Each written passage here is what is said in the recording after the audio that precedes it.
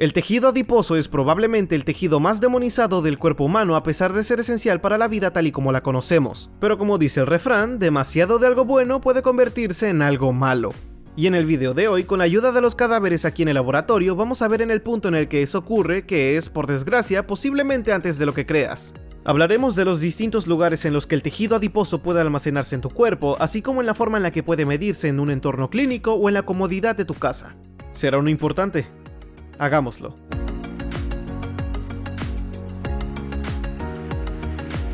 Existen dos tipos principales de grasa corporal, la grasa subcutánea y la grasa visceral. La grasa subcutánea se encuentra en la hipodermis, que está justo debajo de la piel, o la epidermis y la dermis. Se compone de tejido adiposo blanco y marrón, siendo el marrón el que tiene unas propiedades termogénicas increíbles de las que hablaremos en un próximo video. Y el blanco sirve principalmente para almacenar energía y como aislante. Por otro lado, la grasa visceral se encuentra dentro y alrededor de los órganos internos del cuerpo. Ayuda a proteger los órganos así como almacenar y proporcionar energía para su uso. Cuando se trata de medir la composición corporal general de una persona, existen diversos métodos como los de los calibradores de pliegues cutáneos que pellizcan la grasa subcutánea para realizar una medición, el pesaje hidrostático, que consiste en sumergir a un individuo en el agua y luego exhalar con toda la fuerza el aire de tu sistema respiratorio mientras se le pesa. Suena divertido, estoy seguro. Luego tenemos la impedancia bioeléctrica, que aprovecha el hecho de que la electricidad se mueve de forma diferente a través del agua que a través de la grasa. Se envía una débil corriente eléctrica a través de los pies y a veces de las manos, y depende de la báscula que tengas, y dependiendo de la velocidad a la que la corriente recorre el cuerpo, puede ayudar a determinar niveles de hidratación como porcentajes de grasa corporal. También hay un escáner llamado DEXA, que significa absorciometría de rayos X de energía dual, que de por sí es un trabalenguas. Pero en realidad está diseñado para medir densidad ósea y diagnosticar osteoporosis, pero también es muy útil para determinar los porcentajes de grasa corporal. Pero conlleva pequeñas dosis de radiación, por lo que algunas personas prefieren una resonancia magnética, que también es muy buena para cuantificar los porcentajes aproximados de grasa. Pero también podrías usar una TC o tomografía computarizada, pero viene con una dosis aún mayor de radiación ionizante, así que realmente depende de lo que estés buscando, porque estos son algunos ejemplos de métodos disponibles y como puedes deducir, cada uno tiene sus pros y sus contras. Los plicómetros, por ejemplo, no miden la grasa corporal visceral, pero eso no es necesariamente malo porque los que usan plicómetros lo hacen porque quieren saber cuánta grasa subcutánea tienen.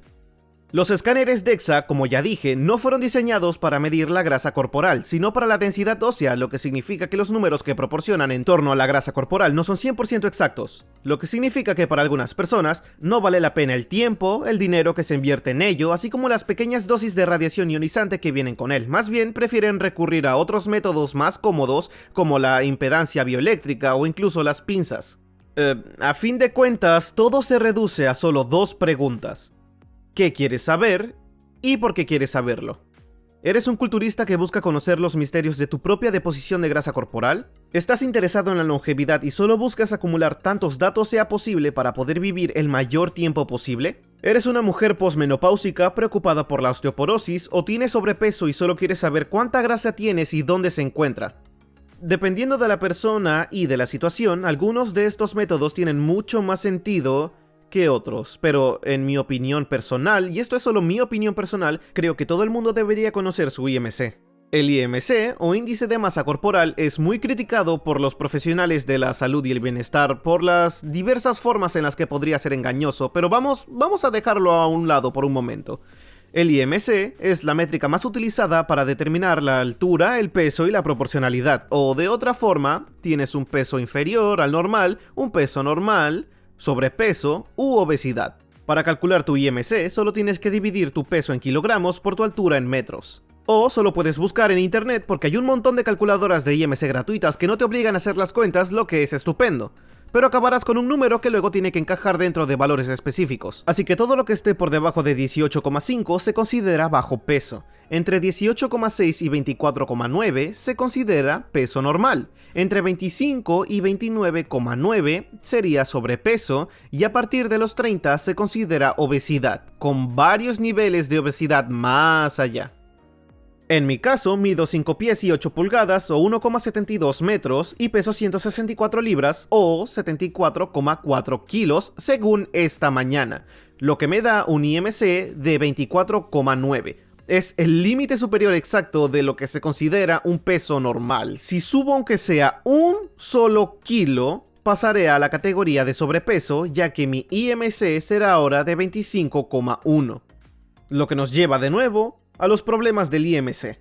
El IMC no distingue entre densidad ósea, masa muscular, volumen de líquido, aire en los pulmones o grasa corporal. Un culturista con una masa muscular magra considerable aparecerá probablemente como obeso en el índice de masa corporal, a pesar de que claramente no sea el caso, pero para el 80 y 90% de la población humana, el IMC es en realidad un indicador relativamente bueno de la salud en general. Esto es en términos generales, salud en general y de la composición corporal. Está lejos de ser el mejor método que existe, pero considero que tiene la misma utilidad que, por ejemplo, medir el peso corporal.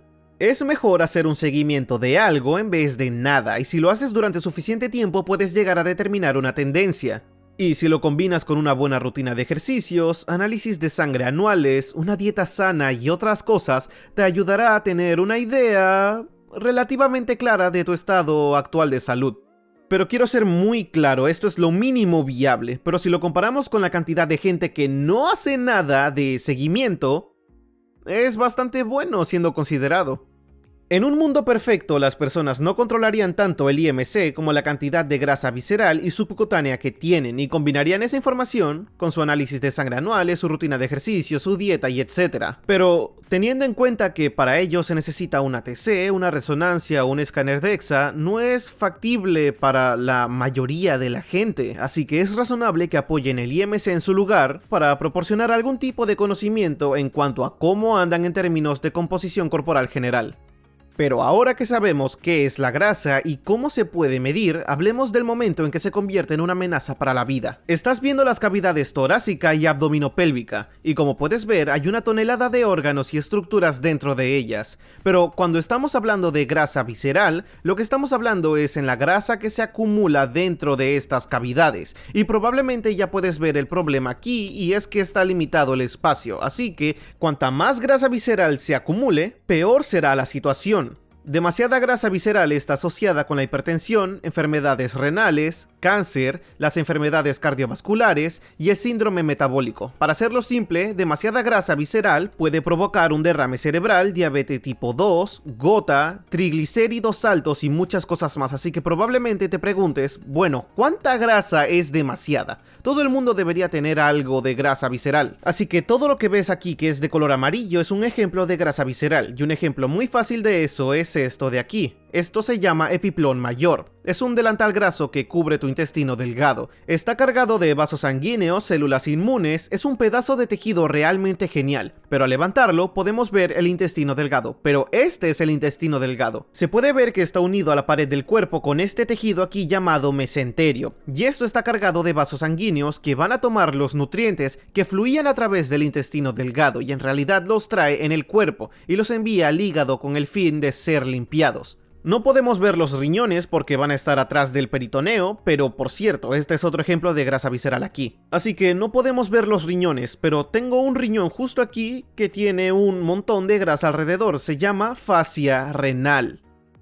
El hígado, así que si ponemos todo esto hacia atrás, podemos ver el hígado justo aquí. El hígado por sí solo almacena grasa y glucosa en forma de glucógeno. Demasiada grasa, tendrás una enfermedad del hígado graso. E incluso el corazón. Esto sorprende a mucha gente. Ahora, el corazón está rodeado por un tejido conectivo llamado pericardio. Pero si quitamos eso, verías una cápsula de grasa en la parte superior del miocardio del corazón en sí. Lo que significa que, sí, incluso el corazón tiene tejido adiposo. Y eso es para que tenga ácidos grasos para usar de manera que continúe latiendo. Mi punto es que hay bastante grasa visceral en el cuerpo de incluso aquellos que más se cuidan.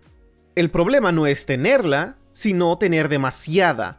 Las investigaciones sugieren que la cantidad de grasa visceral que hay en el interior del cuerpo es del 10% de su porcentaje total de grasa corporal. Digamos que utilizas una báscula de impedancia bioeléctrica en casa y te dice que tienes un 20% de grasa corporal. Bueno, el 2% sería de grasa visceral.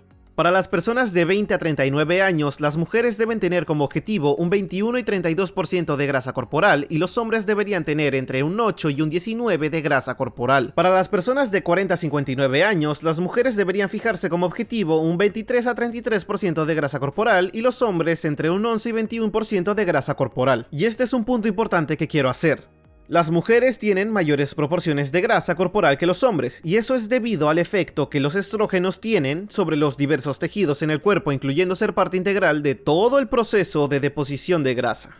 Pero también quiero señalar que los investigadores saben desde hace tiempo que existe una relación entre los niveles bajos de testosterona y la obesidad, pero aún se desconoce el mecanismo exacto que subyace en esa relación, pero es interesante observar que los varones con niveles bajos de testosterona son propensos a acumular más grasa visceral, que es lo que les da esa típica forma de barriga cervecera. De hecho, medir la proporción entre cintura y caderas es una de las cosas más fáciles que pueden hacer en casa si quieres hacerte una idea de cuánta grasa visceral podrías tener.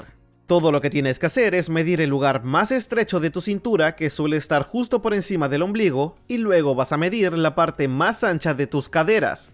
Luego divides la circunferencia de la cintura por la circunferencia de la cadera, lo que da el cociente cintura-cadera. Ahora bien, según la Organización Mundial de la Salud, un cociente de 0,9 en los hombres y un 0,8 en las mujeres equivale a un menor riesgo de todas las afecciones que hemos mencionado antes, como las enfermedades cardiovasculares y el síndrome metabólico. Para terminar, dejemos esto muy claro.